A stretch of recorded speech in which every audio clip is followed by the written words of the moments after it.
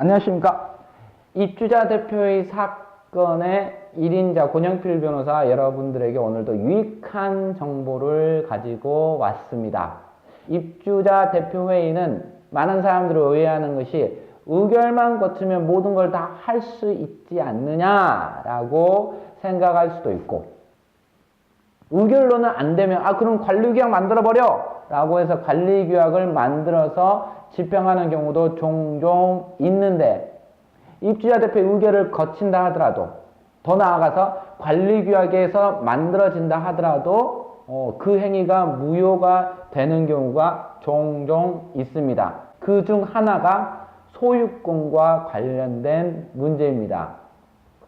즉, 입주자 대표회의는 공동주택관리법의 적용을 받고 그 법을 기반으로 생긴 단체입니다. 그게 무슨 뜻이냐면, 입주자 대표회의는 공동주택의 관리와 관련된 사안에 대해서만 의결을 할 수 있고, 더 나아가서 그 공동주택 관리와 관련된 사안에 대해서만 관리규약을 만들 수 있을 뿐이지, 거기에 더 나아가서 구분 소유자의 권리를 대신 행사한다거나 아니면 구분 소유자에게 대해서 구분 소유자의 권리를 제한하는, 소유권을 제한하는 행위는 할 수 없습니다. 즉, 공동주택과 관련된 관리와 관련된 부분은 공동주택관리법이 적용이 되고 입주자 대표회의가 진행을 할 수 있지만, 거기에 더 나아가서 구분 소유권과 관련된, 그러니까 아파트 구분 소유자의 구분 소유권과 관련된 문제는 이제 집합건물법과 민법이 적용이 됩니다.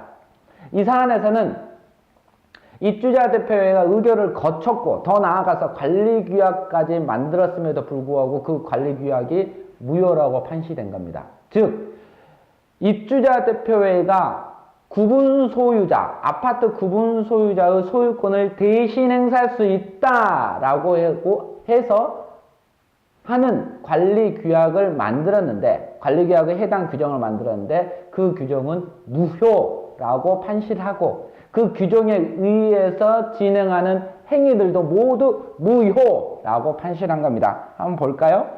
입주자 대표회의가 공동주택의 구분 소유자를 대리하여 공용 부분 등의 구분 소유권에 기초한 방해 배제 청구 등의 권리를 행사할 수 있다고 규정한 공동주택관리규약의 효력은 무효라고 판시하고 있습니다. 즉, 집합건물에 있어서 공용 부분이나 구분 소유자의 공유에 속하는 건물의 대지 또는 부속 시설을 제3자가 불법으로 점유하는 경우에 그 3자에 대하여 방해 배제와 부당이득의 반환 또는 손해배상을 청구하는 법률관계는 구분 소유자에게 단체적으로 귀속되는 법률관계가 아니고 공용 부분 등의 공유 지분권에 기초한 것이어서, 그와 같은 소송은 1차적으로 구분 소유자가 각각 또는 전원의 이름으로 할 수 있다라는 것입니다. 즉, 주택건설촉진법, 최근에 이제 공주법이죠.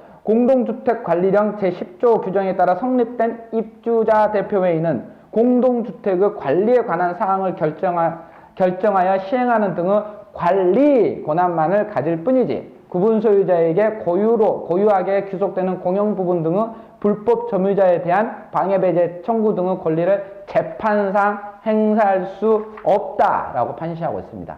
정리합시다.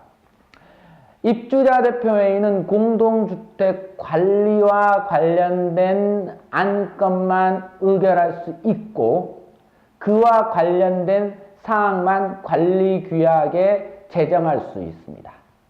그러면 이때는 어떻게 해야 되는가? 이때는 동대표 개개인, 그러니까 구분 소유권을 가지고 있는 소유권자 개개인이 소송을 하면 충분합니다.